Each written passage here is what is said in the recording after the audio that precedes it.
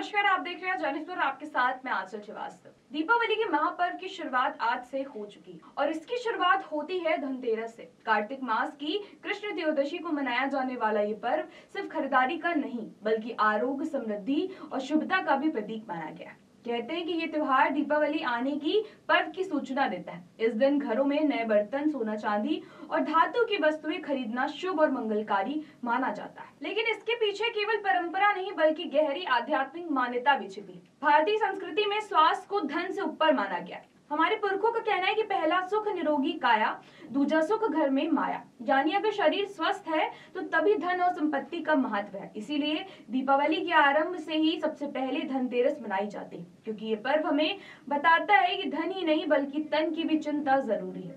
शास्त्रों में वर्णन मिलता है कि समुद्र मंथन के दौरान कार्तिक कृष्ण त्रयोदशी के दिन भगवान विष्णु के अंशावतार भगवान धन्वंतरी प्रकट हुए थे और अपने हाथों में अमृत कलश लेकर। उन्हें ही आयुर्वेद और चिकित्सा विज्ञान का जनक माना गया है। इसीलिए इस दिन भगवान धन्वंतरी की पूजा का विशेष महत्व है। ये दिन हमें याद दिलाता है कि स्वास्थ्य ही सच्चा धन है। अब बात करते हैं कि धनतेरस पर क्या करना चाहिए।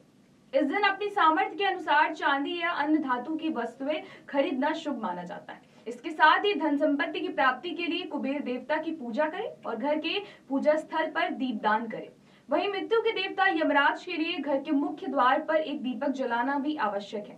ऐसी मान्यता है कि ऐसा करने से अकाल मृत्यु से रक्षा होती है और घर में सुख शांति बनी रहती है। अब जानते हैं धनतेरस से जुड़ी पौराणिक कथा।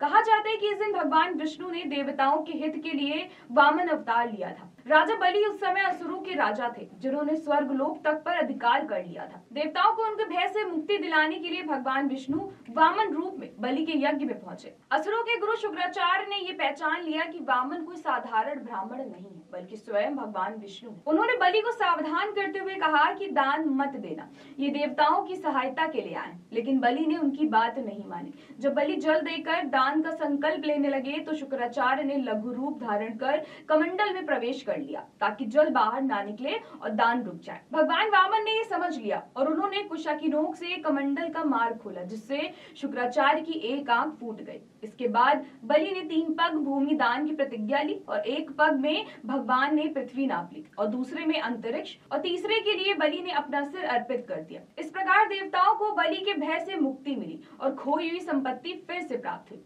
इसी उपलक्ष्य में धनतेरस का पर्व मनाया जाता है, क्योंकि ये संदेश देता है कि सच्चा धन वो नहीं है जो हम संजोते हैं, बल्कि वो है जो दूसरों के हित में काम आए। तो इस धनतेरस आप जब दीप जलाएं तो एक दीप स्वास्थ्य के लिए, एक दीप समृद्धि के लिए और एक दीप मानवता कल्याण के लिए अवश्य जलाएं। तो ये थी धनतेरस से जुड़ी पौराणिक कथा, परंपरा और उसका आध्यात्मिक संदेश। तो आप सभी को जन एक्सप्रेस की टीम की ओर से धनतेरस की हार्दिक शुभकामनाएं। तो ऐसी देश और दुनिया की बड़ी खबरों पर नजर रखने के लिए आप जुड़े रहिए जन एक्सप्रेस के साथ। नमस्कार।